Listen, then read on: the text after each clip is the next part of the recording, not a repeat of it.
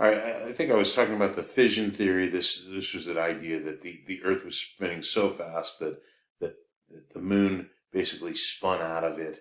Um, uh, I don't really see how that's very much different than the twin formation theory. But anyhow, these were ideas that people were um, you know toying around with in the 1950s, and well into the 1960s. All right, so each of these hypotheses made different predictions about the moon's composition. All right, so in the capture theory, the moon and the Earth would have very different compositions, while the twin theory would require that they have exactly the same composition. In the fission theory, the moon's composition should be close to the Earth's crust. That's how that's different. Okay, so yeah, it just came from like the crust. All right. Um, so the moon rock samples. So this was in the late '60s, early 1970s, were brought back to the Earth, and the samples, the compositions, for the samples, the compositions were the same, but for others they were different. So there were similarities and there were differences. So it turned out none of these ideas were correct.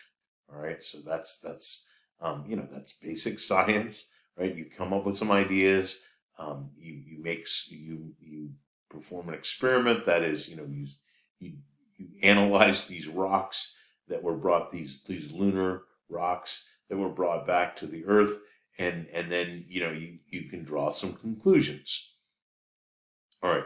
So and there was a theory that was kind of being um, toyed with by this guy named Hartman, um, who worked for NASA, and his idea is called the large impact hypothesis. So what his theory said that some object, later on they figured out it was an object roughly the size of Mars, not Mars, of course, because Mars is still there, but this object, actually it has a name, by the way. It's called Theia, and so this object comes in, hits the Earth, it hits the early Earth. So this is within the first a few 100 million years after the Earth forms. That this object, which this also implies some other things about our solar systems, if you think about it, right? So if there was a Mars-sized object, an object the size of a planet, um, moving around in the solar system, well, there were probably a whole bunch of other planets in our solar system. And the 8 that we have now are pretty much the survivors, the ones that lasted um, all these very early collisions. All right, so this is the basic idea that this impactor comes in, it hits the Earth, it completely vaporizes, and the material goes into orbit around the at least part of it anyway, goes into orbit around the Earth, and actually part of it ends up on the surface of the Earth. In fact, that's where we think a lot of the some of the iron that you find on the surface of the Earth comes from this ancient impactor. All right, so that's the idea. The age of lunar rocks and uh, the lack of an impact size on Earth suggests the collision occurred at least, at the beginning, right? Maybe a few 100 million years. We don't know exactly when it happened, but within the first, very shortly after the Earth formed, and of course, the solar system formed. This large impact idea explains a lot, right? So here's some things. The impactor could vaporize and have a very low melting point, and the materials like water and so forth get spread um, spread out all over the Earth, and and we don't find, for example, we don't find any water on the moon, right? Because of this vapor. The water vapor would have, as the moon coalesced, all that water would have left the new forming moon, right? So only the surface rocks blasted out of the Earth lift the Earth's core and a bit of iron that was that was in the moon. It left some of that on the surface of the Earth. He explains the composition differences. Remember what the astronauts found, or not the astronauts, but when they brought back the rocks, they found that there were some similarities with the Earth rocks, and yet there were some differences. But by the way, the thing that they're talking about is the various isotopes. In fact, the isotopes of oxygen. Remember, rocks contain mostly, as far as the elements go, they're made mostly of, the ones that are not iron are made mostly of oxygen. Oxygen and silicon, otherwise known as silicates. The splashed out rocks would make the moon lie near the ecliptic of the Earth, and it does. Very, very close to it. Remember, it's within 5 degrees of that. The Earth's tilted rotation axis is certainly explained this way, right? So the Earth, remember, the Earth is tilted by 23.5 degrees. What happens by having the moon orbiting the Earth, for the last almost 4.5 billion years, we've basically been able to maintain that tilt. That tilt, it does wobble. We've talked about that before. It's called precession, but it would be much more extreme if the moon weren't there. The moon basically holds that wobble to a very small amount. Remember, for the Earth, it wobbles around once every 26,000 years, but it's a pretty minor wobble compared to what it would be if the moon weren't there. All right, so now we're going to turn to the tides. All right, so what is the cause of the tides? So when you get the moon on this side, right? So here's the moon.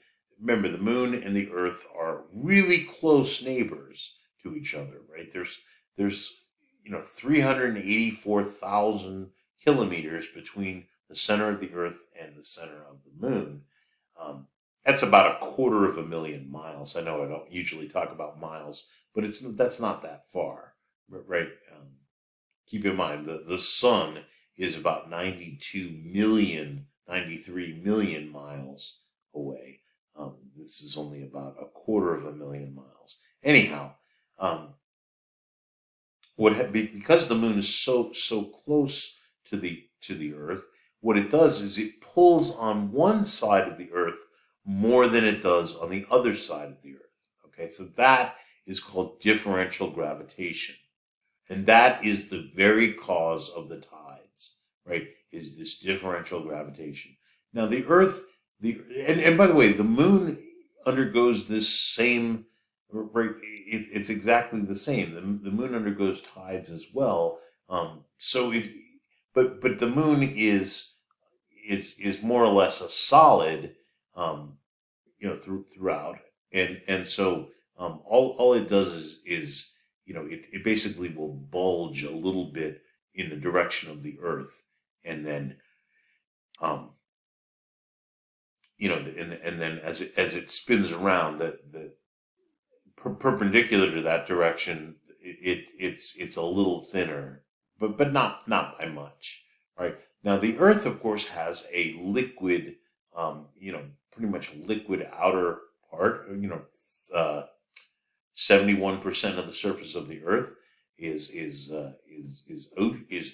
water, And so what happens is, so you can tell on this side, right, that there is this bulge that is due to the differential gravitation. So the moon is pulling on this side harder than it is on this side, right? So, you might ask yourself, well, how is it that there's always two high tides and there's two low tides? Where does this high tide come from?